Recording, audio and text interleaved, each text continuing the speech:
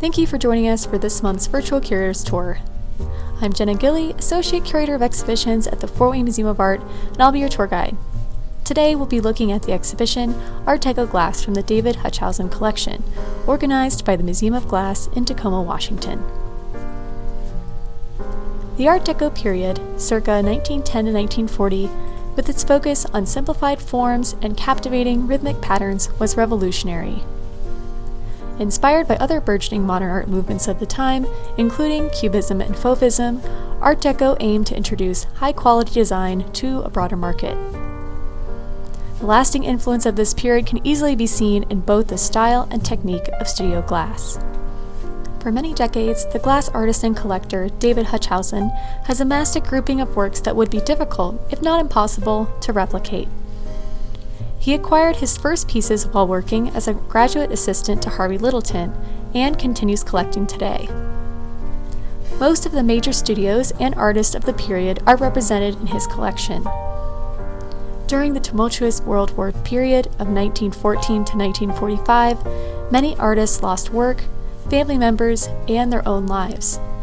Perhaps it was the grief that permeated this age which helped inspire great innovation in the arts. Certainly, it provoked a renaissance in glass. Over 120 Art Deco glass works are on display in this exhibition, concurrent with our permanent collection of contemporary glass. On this short tour, we will explore a few exceptional examples that visualize the transition from the romance of Art Nouveau to the minimal modernism of Art Deco. The first selection of works that we will be discussing today is from the glass company Berrerie Schneider. Brothers Charles and Ernest Schneider, having previously worked for another glass company, opened their own glass studio in 1913.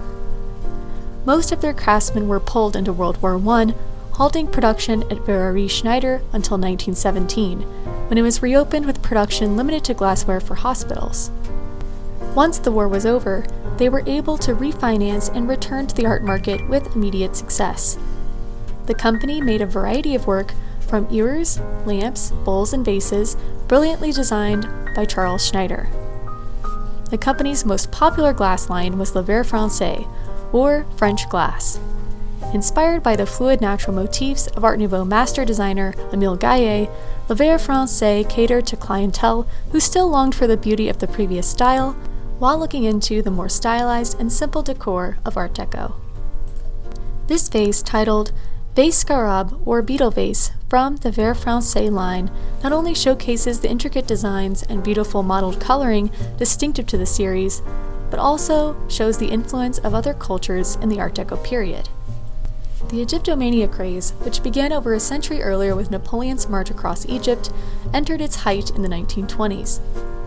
British archaeologist Howard Carter's discovery of the tomb of King Tutankhamun in 1921 led to worldwide excitement and interest in Egyptian culture, religion, and art.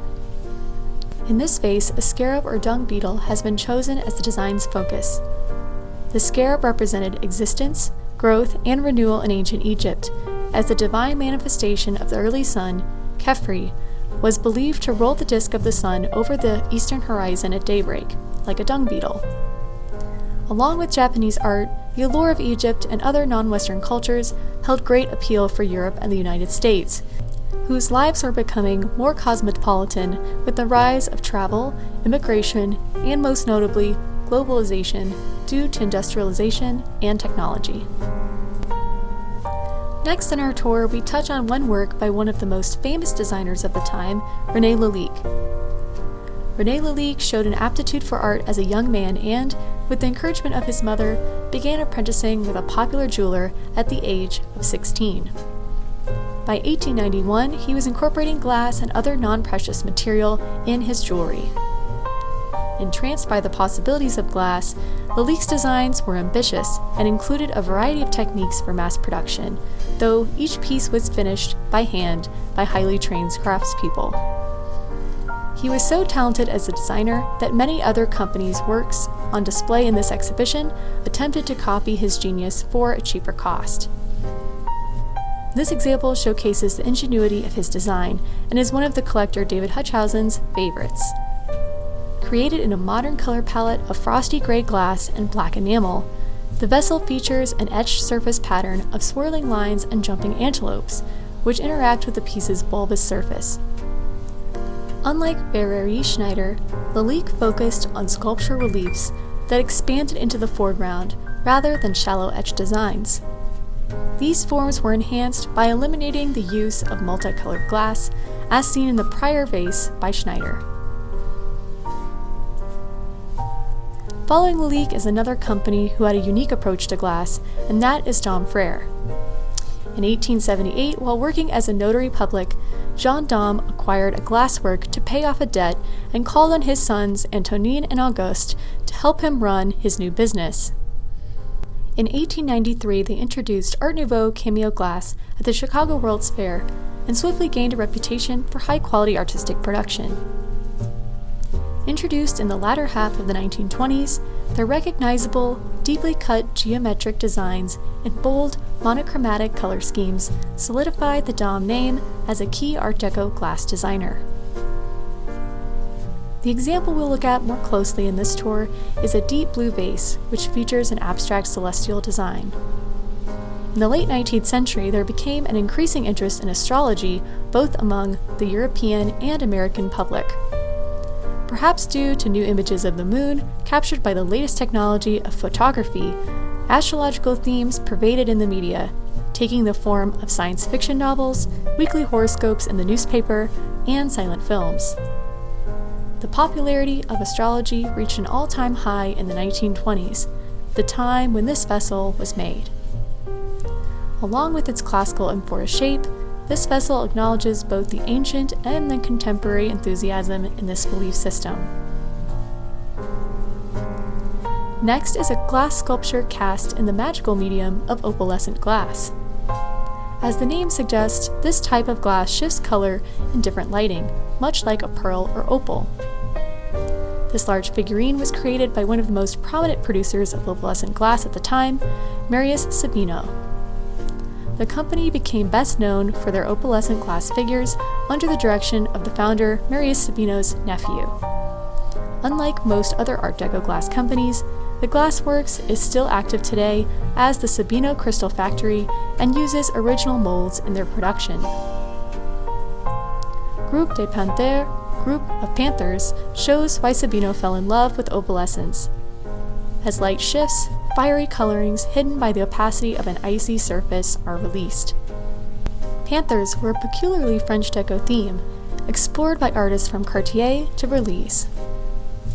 They seem to embody the mystique of colonial Africa, with the arrogance of the predator, and the formidable style of ancient Egyptian gods.